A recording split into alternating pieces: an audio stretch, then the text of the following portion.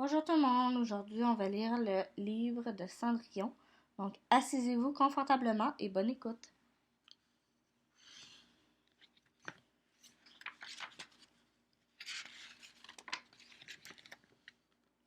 Il était une fois une belle jeune fille nommée Cendrillon.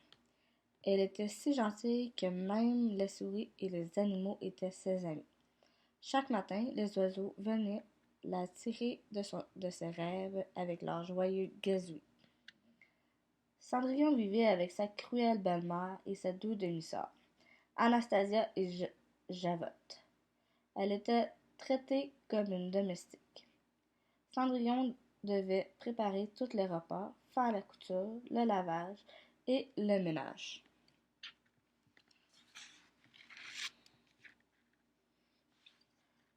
Un jour, un messager du roi se présenta chez elle avec une lettre signée par le roi lui-même. La belle-mère la lut. Le roi donnait un bal en l'honneur du prince ce soir-là, et toutes les jeunes filles du royaume étaient invitées. Ça veut dire que je peux y aller? S'écria Cendrillon. Javotte et Anastasia s'éclatèrent de rire.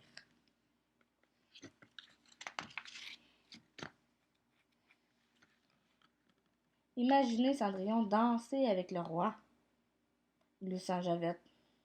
Seul le balai a déjà dansé avec elle, cria Anastasia.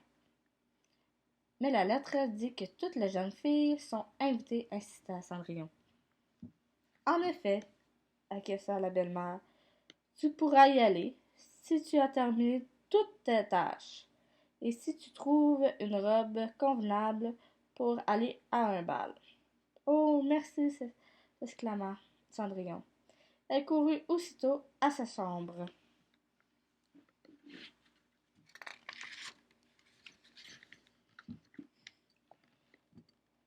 Elle sortit une robe de son coffre. Cette robe appartenait à sa mère, dit-elle aux souris. N'est-elle pas jolie? Il suffit de faire quelques retouches, c'est tout. Les souris n'avaient jamais vu Cendrillon aussi radieuse. Une souris mince du nom de Jacques se dit que Cendrillon serait la plus jolie fille au bal. Et Gus, la grosse souris, était du même avis. Cendrillon sortit son panier de couture, puis elle ouvrit un livre rempli d'images de jolies robes. Je vais avoir besoin d'une ceinture et de perles, dit Cendrillon, pensivement.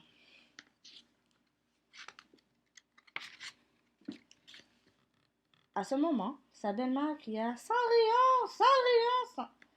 Cendrillon! » Cendrillon s'empressa de descendre. Cendrillon lave les planchers, ordonna sa belle-mère. Mais je les ai lavés bien hier, dit Cendrillon. Ça m'est égal, lève-le encore, retint la cruelle femme. Puis, époussette les rideaux, lave la fenêtre et termine la couture, ajouta-t-elle. Les souris plaignaient Cendrillon. Cendrillon fait ceci, Cendrillon fait cela, se moque Jack. Cendrillon n'aura jamais le temps de préparer sa robe, alors sa belle-mère ne la laissera pas aller au bal. Pauvre Cendrillon, dit Gus.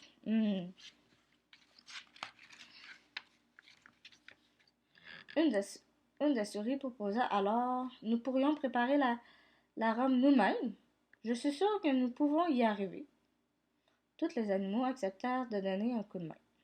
Gus et Jack s'introduisirent dans la chambre de demi-sœur.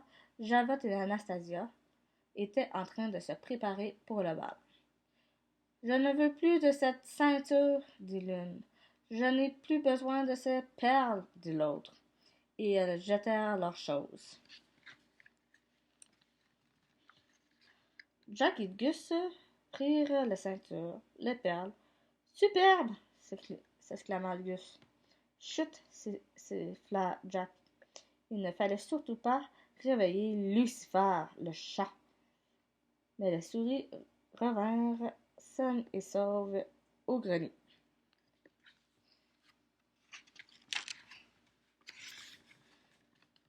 Aussitôt, Tous les becs et toutes les petites pattes se mirent au travail. Les animaux mesurèrent et coupèrent et coussirent. Pendant ce temps,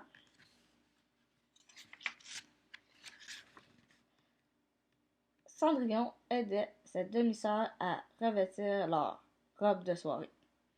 Finalement, l'heure de partir pour le bal sonna. Oh, tu n'es pas prête, Cendrillon? Comme c'est dommage, lança sa belle-mère d'un ton sarcastique. Cendrillon monta à sa chambre lentement. Oh, et puis, qu'y a-t-il de si extraordinaire à un bal royal? Dit-elle. Ce doit être terriblement ennuyeux et Cendrillon soupira. Fou, absolument merveilleux. Mais sa robe n'était pas prête et elle ne pouvait pas y aller. Puis Cendrillon ouvrit la porte de sa chambre. Surprise! Crièrent les souris et les oiseaux. Surprise!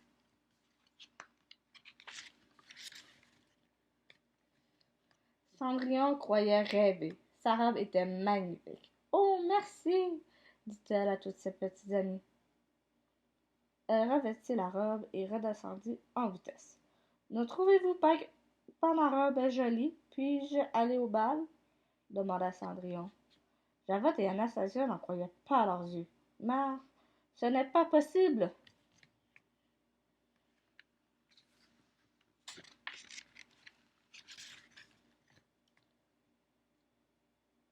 Je n'y peux rien. Je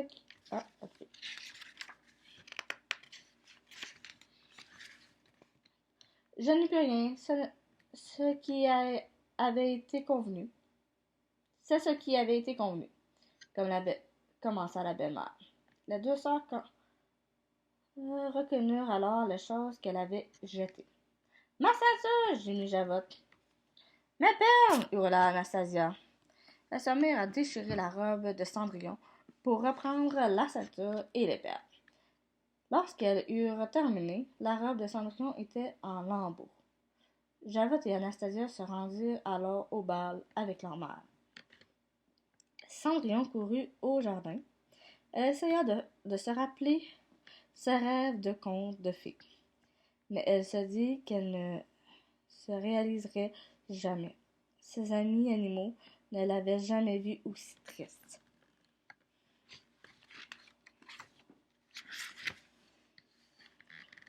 Tout est fini, je n'ai plus aucun rêve, aucun, pleura Cendrillon.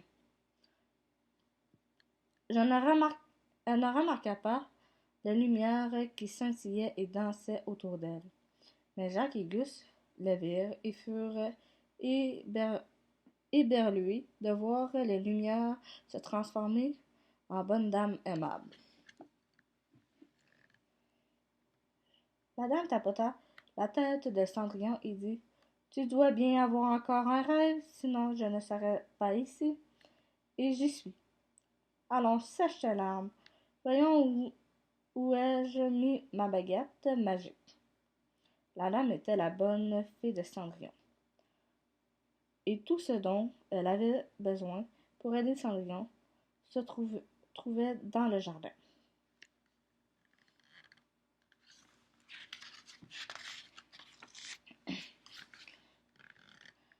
La bonne fée agita sa baguette magique. Bidi-bibou, bidi-boubou, boum! 4 souris se transforment en autant de chevaux blancs. Bidi-bidou, bidi-boum, boum! Une citrouille devient une splendide carrosse. Le cheval se métamorphosa en cocher et le chien en laquais.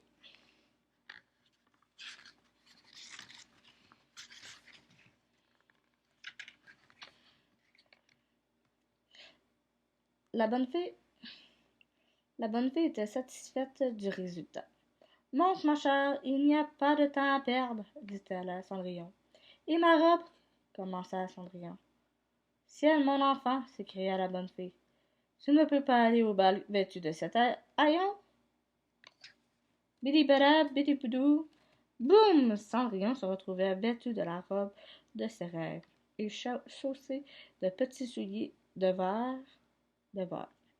La bonne fée dit: Comme tous les rêves, ma magie doit aussi prendre fin. Au 12e coup de minuit, le charme sera rompu.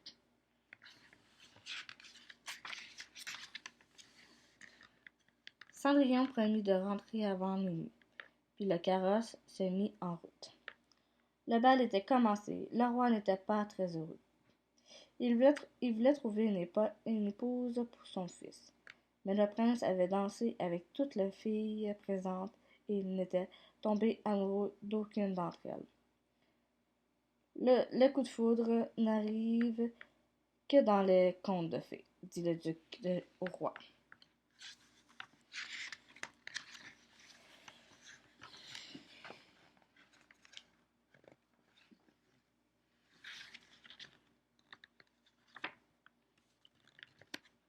À cet instant, Cendrillon fit son entrée. Le prince la regardait émerveillé. Il y avait devant lui la femme de ses rêves. Le prince invita Cendrillon à danser. Cendrillon et le prince valsèrent autour de la salle de bal. Tous se demandaient qui était cette jolie demoiselle. La connaît-on? Demanda Javette. Le prince semble la connaître, répond Anastasia d'un ton jaloux. Il me semble la connaître aussi, dit la belle mère pensive.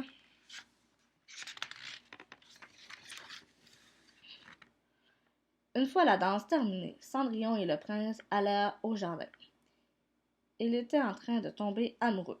C'est alors que l'horloge sonna les premiers coups de minuit. « Je dois partir, » dit Cendrillon. « Attendez, » appela le prince. Mais Cendrillon ne pouvait pas rester une minute de plus. Et dans sa hâte, il perdit un de ses souliers de verre.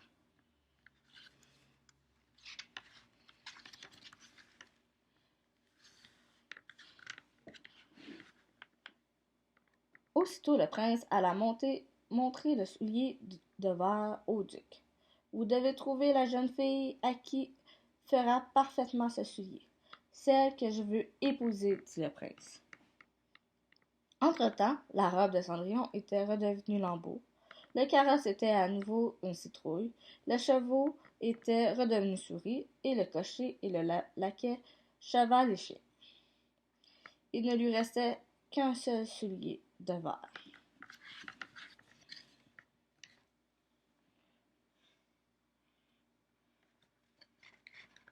Le duc parcourut le royaume pour trouver la jeune fille à qui ferait le soulier.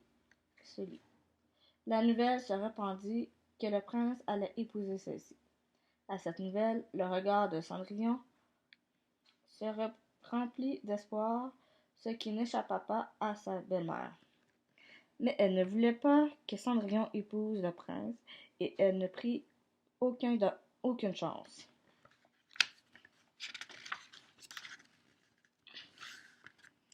Elle enferma Cendrillon dans sa chambre, puis elle mit la clé dans sa poche et redescendit.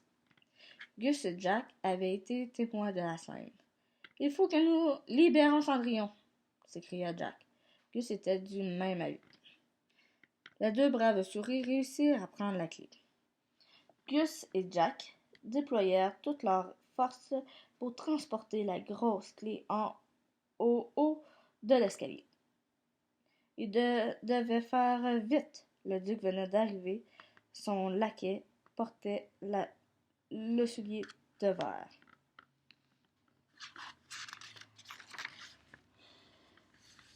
Anastasie essaya le soulier. Son pied était beaucoup trop gros.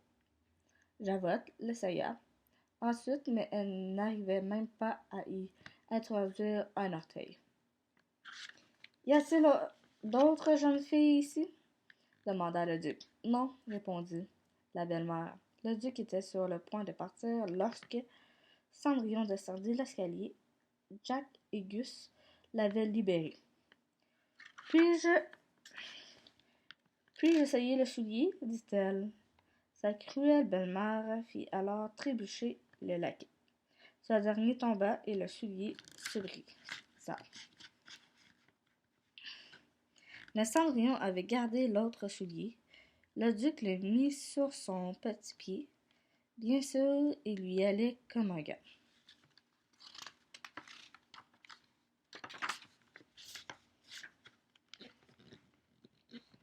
Le mariage du prince et de Cendrillon fut aussitôt célébré. Le rêve de Cendrillon était devenu réalité. Il savait bien, Jack et Gus n'étaient pas du tout surpris. Il savait bien que lorsqu'on y croit vraiment, les rêves finissent presque toujours par se réaliser.